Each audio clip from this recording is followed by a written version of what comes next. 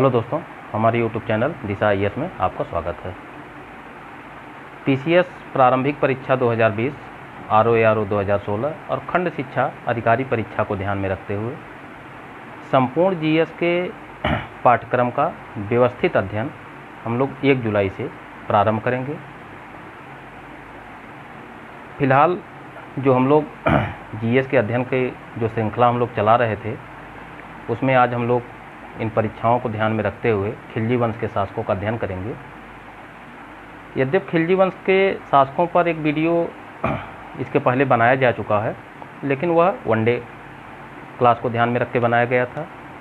आज से हम लोग खिलजी वंश के शासकों का अध्ययन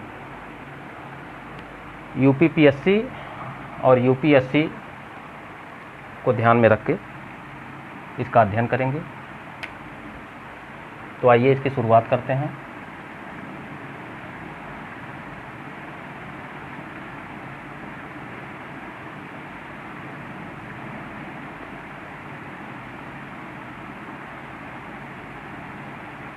खिलजी वंश।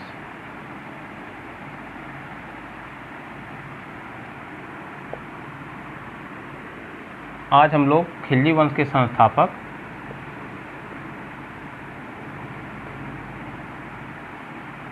जलालुद्दीन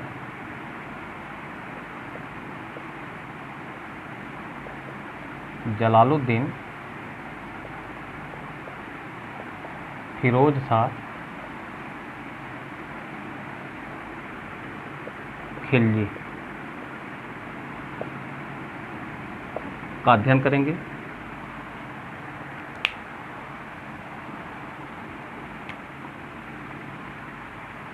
जलालुद्दीन फिरोज शाह खिलजी वंश के संस्थापक थे। तो आइए हम खिलजियों को देखते हैं। खिलजी कौन थे? खिलजी अफ़गानिस्तान के हेलमंद नदी की घाटी में एक तुर्क जनजाति थी, जो वहाँ से भारत में आके बस गए थे। उन्हीं में से मलिक फिरोज, जो इतिहास में फिरोज शाह खिलजी के नाम से प्रसिद्ध हुआ, वो अपनी योग्यता के बल पे प्रारंभ में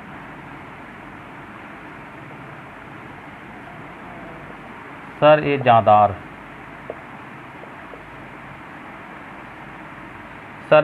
के पद को प्राप्त करता है, जिसे हिंदी में कहते हैं शाही अंगरक्षक।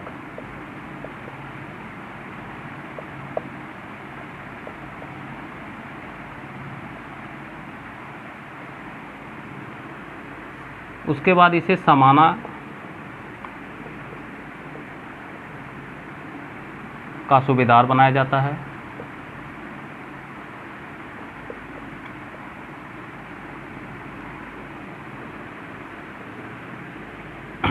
और बलबन वंश के शासक कैकुबाद के समय में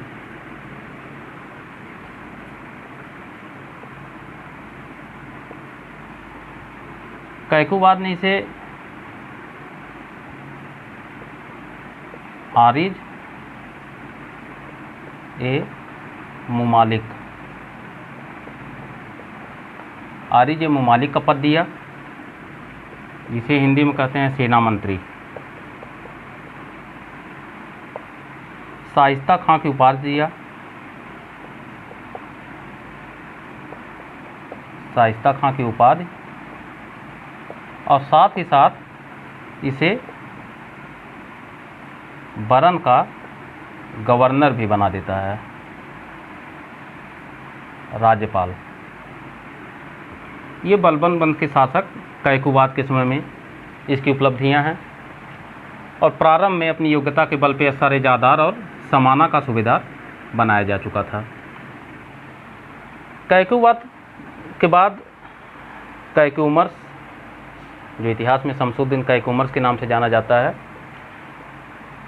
उसको पद से हटाकर उसकी हत्या करवा के जलालुद्दीन फिरोज शाह खिलजी जो है, एक नए वंश की स्थापना करता है, जो खिलजी वंश के नाम से प्रसिद्ध हुआ।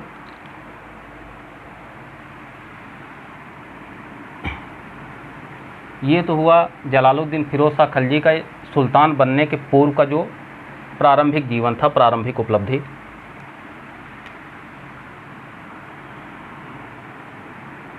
जलालुद्दीन फिरोज शाह खिलजी 1290 ईस्वी में खिलजी वंश की स्थापना करता है और 1296 तक शासन करता है। 1296 में इसकी मृत्यु हो जाती है। इसने अपना राज्याभिषेक जो है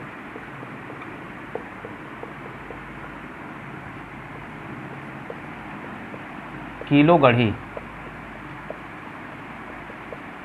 के महल में करवाया और इसका मूल या वास्तविक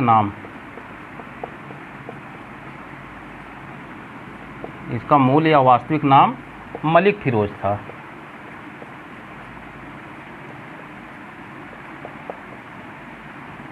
मलिक फिरोज जब सल्तनत की गद्दी पर आसीन होता है तो जलालुद्दीन फिरोज शाह खिलजी के नाम से सुल्तान बनता है।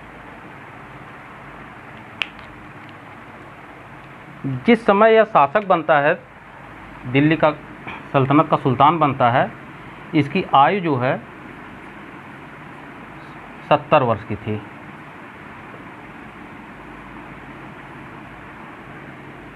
और इसकी वृद्धावस्था की जो दुर्बलता थी वो लगभग इसके सभी नीतियों में, चाहे वो आंतरिक नीति हो, विद्रोह के प्रतिनीति हो, मंगोलों के प्रतिनीति हो या साम्राज्य विस्तार के प्रतिनीति हो, इन सारी नीतियों में इसकी वृद्धावस्था की दुर्बलता देखने को मिलती है।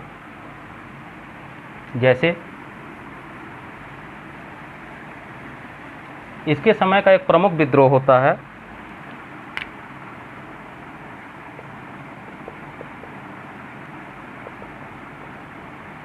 मलिक छज्जू का विद्रोह।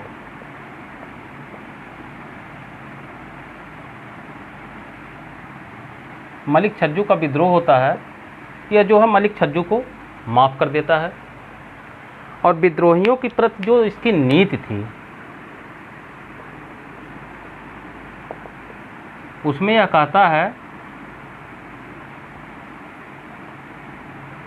कि मैं एक वृद्ध मुसलमान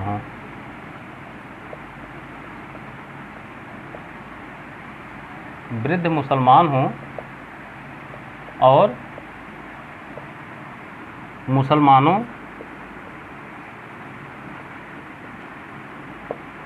मुसलमानों का रक्त बहाने की हमें आदत नहीं है।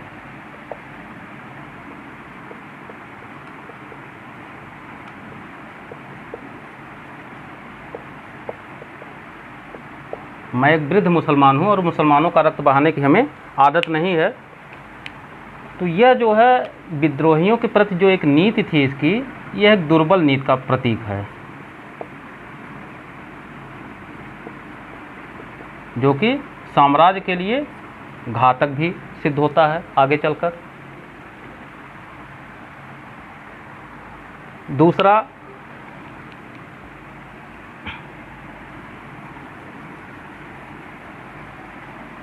कि यह साम्राज्य विस्तार के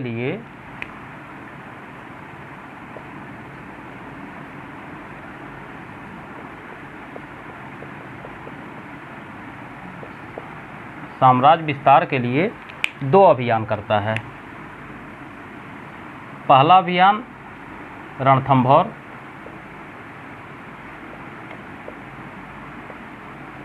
रणथंभौर के विरुद्ध करता है 1290 में। यहाँ का शासक था हम्मीरदेव।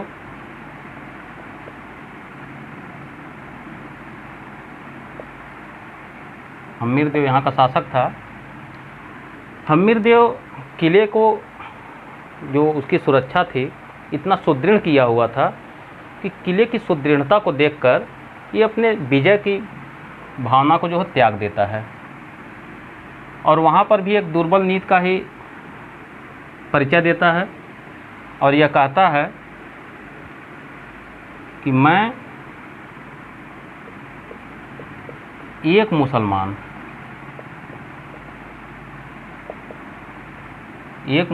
के एक बाल को भी ऐसे 10 किलो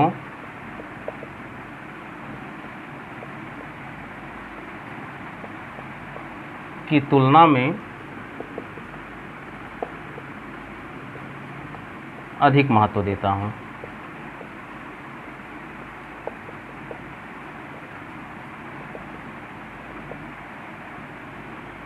तो इसका यह कथन भी इसके दुर्बलता का ही परिचायक है।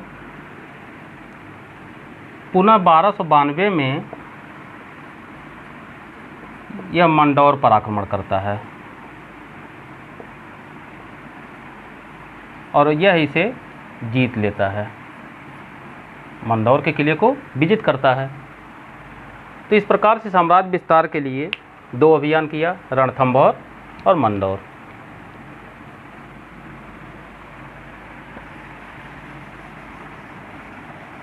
इसी के समय में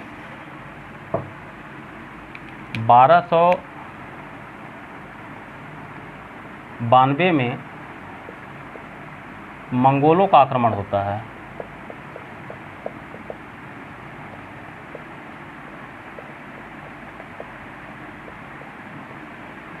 जिसका नेता था अब्दुल्ला खां। अब्दुल्ला खां का इसने सामना किया। अब्दुल्ला खां तो वापस चला गया, लेकिन उलगू खां के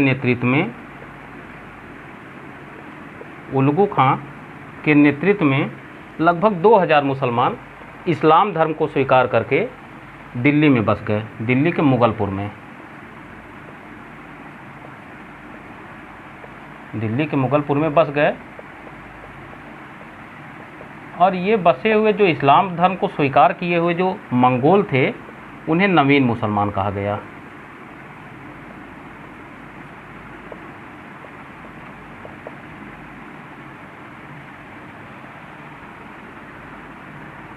इसके बाद 1295 में इसका भतीजा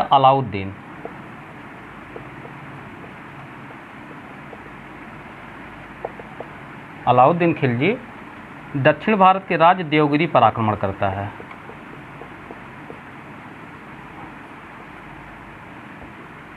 देवगिरी पर आक्रमण करता है और वहाँ से जो है अपार धन संपत्ति को लूट के लाता है। अलाउद्दीन को कड़ा मानिकपुर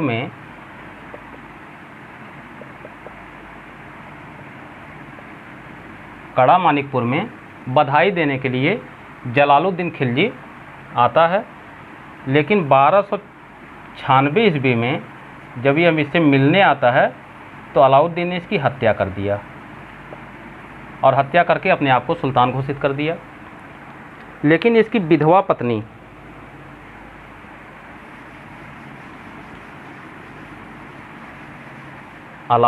जलालुद्दीन की विधवा पत्नी जो थी मलिका जहां,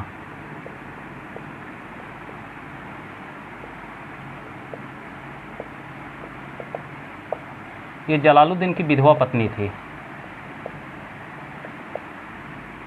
इसने अपने छोटे पुत्र कद्र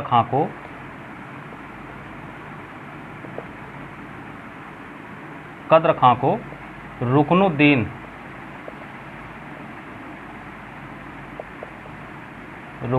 इब्राहिम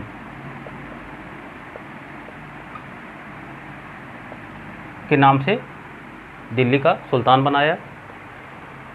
अलाउद्दीन और कद्र खां के बीच में दिल्ली के समीप एक युद्ध होता है, जिसमें कद्र खां मारा जाता है और दिल्ली की सल्तनत पर या खिलजी वंश की सल्तनत पर अलाउद्दीन का अधिकार हो जाता है। तो 1296 से 1316 तक अलाउद्दीन खिलजी वंश का सुल्तान बनता है। अब इसकी अन्य नीतियों पर भी हम लोग ध्यान दे दें।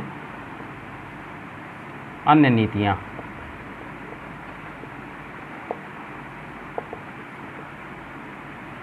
जो आंतरिक नीति थी,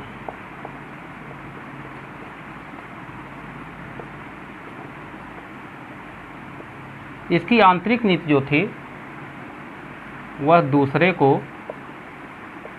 प्रसन्न करने की थी, प्रसन्न करने की, अर्थात तुष्टीकरण की नीति थी, सभी प्रसन्न रहें। शासन में इसने तुर्कों के साथ साथ तुर्कों, गैर तुर्कों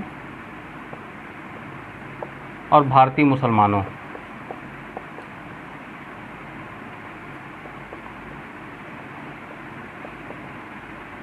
इन सबको जो है शासन में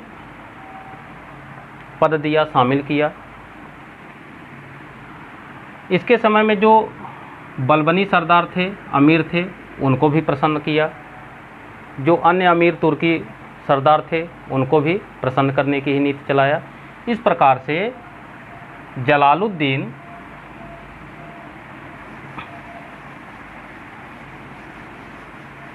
जो बलबन का भय और आतंक का साम्राज्य था, भय और आतंक, बलबन ने इसे स्थापित किया था। भय और आतंक के साम्राज्य को त्याग करके उदारता एवं सहृदयता की नीति को प्रारंभ करता है।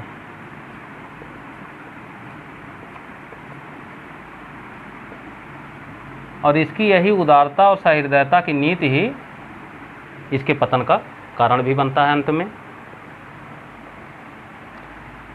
तो इस प्रकार से आज हम लोग खिलजी वंश के प्रारंभिक संस्थापक शासक जलालुद्दीन फिरोज शाह खिलजी के विषय में जितने भी परीक्षा उपयोगी तथ्य थे उसका अध्ययन किए। अगले वीडियो में हम लोग खिलजी वंश के अगले शासक अलाउद्दीन खिलजी का अध्ययन करेंगे और 1 जुलाई से प्रारंभिक परीक्षा को ध्यान में रखते हुए जीएस का व्यवस्थित क्लास शुरू होगा। वीडियो अगर अच्छा लगा हो तो लाइक कर दीजिएगा, शेयर कर दीजिएगा और सब्सक्राइब करना मत भूलिएगा, जिससे अगली वीडियो को नोटिफिकेशन आपको प्राप्त हो सके। वीडियो को अंत तक देखने के लिए धन्यवाद।